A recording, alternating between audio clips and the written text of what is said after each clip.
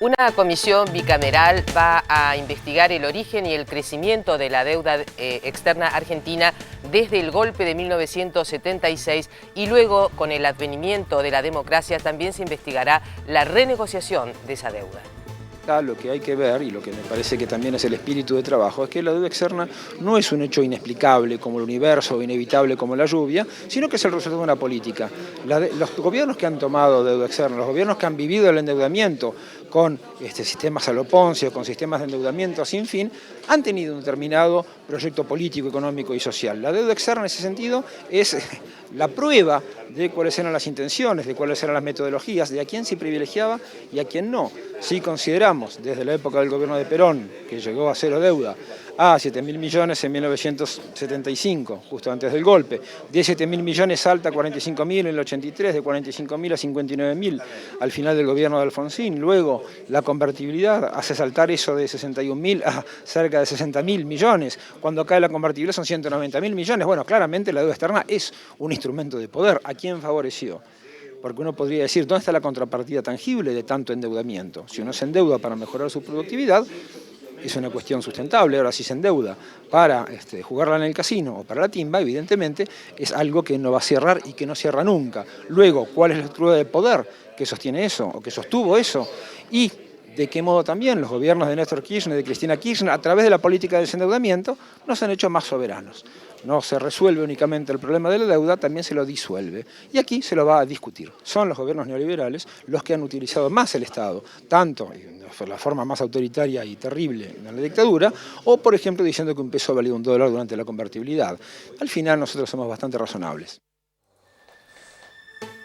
Bueno, ¿y cuáles son justamente los objetivos y cómo va a funcionar esta comisión bicameral? Por eso estamos saludando a Alfredo Zayat. Alfredo, ya lo habías adelantado el tema, una comisión que funcionará a partir de cuándo y cuál será el trabajo concreto. Hoy ya se constituyó la comisión, es una comisión que va a investigar el origen y evolución de la deuda externa desde 1976, o sea que si uno tiene que pensar son 39 años de historia de la deuda y también es una asignatura que la democracia está saldando, que después de 32 años de democracia, bueno, hay una comisión bicameral para investigar una de las herramientas de sometimiento económico más poderosa que ha padecido la Argentina, que ha padecido la economía. Tienen 180 días para realizar el informe. Ahora vamos a ver la primera placa donde ahí se precisa precisamente los objetivos de esta comisión bicameral sobre deuda externa. Investigará el origen del endeudamiento, como yo te mencionaba, la evolución a partir del 24 de marzo de 1976 hasta el estado actual de la deuda, teniendo en cuenta, bueno, la reestructuración de la deuda 2005-2010 y la tensión que hoy existe con los fondos buitres. Hay un aspecto también importante que es qué es lo que va a estar bajo la lupa, qué es lo que va a estar bajo la lupa de esta comisión bicameral, y lo vamos a ver en esta segunda placa. Va a analizar el megacanje, blindaje de la deuda, esto es en la época del gobierno de la Rúa, el pago de comisiones, esto es todo el recorrido que ha tenido la deuda, y el default del 2001. Pero si hablamos desde 1976, también se va a estudiar, o deberían estudiar, los autopréstamos, claro, del sector privado, de los grupos privados, grandes grupos económicos que en realidad hacían operaciones ficticias vinculadas con el tema de la deuda. Después, lo que fue la estatización de esa deuda privada. Eso es una mochila de la deuda que toda la democracia ha padecido hasta llegar al estallido del default y después la reestructuración de deuda que alivió esa mochila. Pero aquí ha habido grupos económicos importantes que han crecido, se han enriquecido a partir de autopréstamo y de la estatización de esa deuda privada, que el primer paso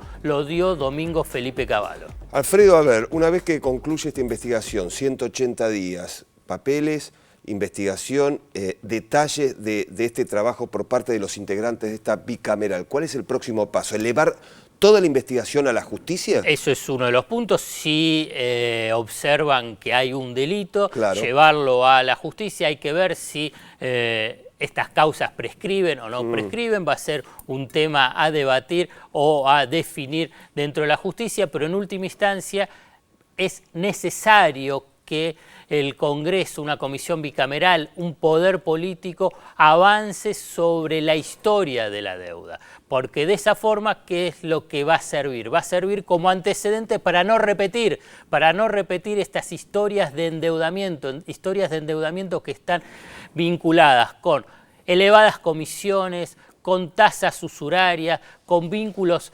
promiscuos con el sistema financiero, con los bancos y con la fuga de capitales. La deuda externa está íntimamente ligada con la extraordinaria fuga de capitales que padeció la Argentina y por consiguiente es una herramienta de inestabilidad y de perturbación de la economía argentina. Y las renegociaciones, obviamente. Exactamente. Y después de todo Como eso, cuestión bueno, central. Analizar. Yo te mencionaba Sí. la estatización de la deuda, también el Plan Brady. Sí. El Plan Brady que, fíjate qué casualidad, ¿quién estuvo también en el tema del Plan Brady?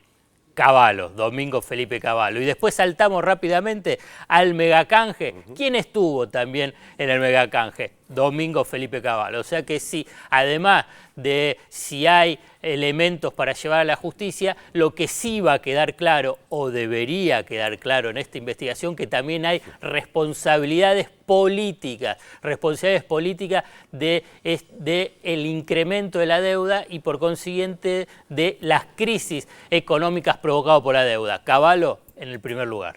Gracias, Alfredo. Bárbaro, gracias a ustedes. Vamos a sumar a lo que acabamos de escuchar por parte de Alfredo Zayat, que en el día de hoy un tribunal aceptó revisar la absolución de Domingo Cavallo precisamente en la causa del megacanje, que tiene que ver con la ayuda a bancos amigos y estas cuentas